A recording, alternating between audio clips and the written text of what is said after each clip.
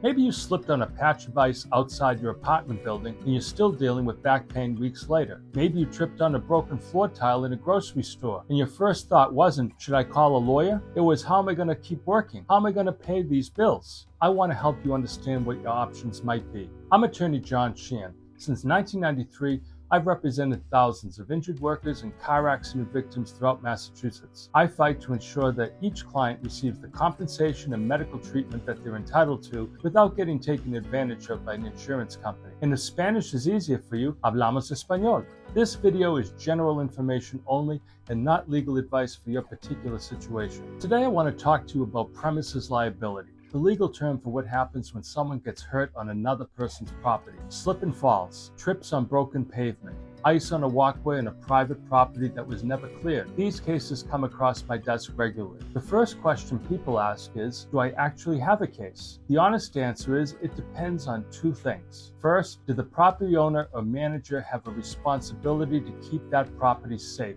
Under Massachusetts law, property owners and managers are responsible for making sure their property doesn't present an unreasonable risk of injury. That applies to the property's construction, design, overall condition, and how it's maintained. If the owner knew or should reasonably have known that a dangerous condition existed and didn't fix it or warn about it, they could be held liable. Here's what that looks like in practice. A grocery store manager gets a report of a spill in aisle 4. 10 minutes go by. Nobody cleans it up. Nobody puts out a sign. You walk through and your feet go up from under you and you're on the floor. That manager had time to act. They didn't. That matters. Second, were you using the property in a normal, ordinary way? A lot of people don't realize their own behavior can affect their case. Massachusetts follows modified comparative negligence. If you're found to be more than 50% responsible for the accident, you may not be able to recover anything. But if your share of fault is not more than 50%, you can still recover. Your damages are simply reduced by your percentage of fault. This is why it's worth talking to an attorney before you assume you don't have a case. Here are a few specific situations I see come up often.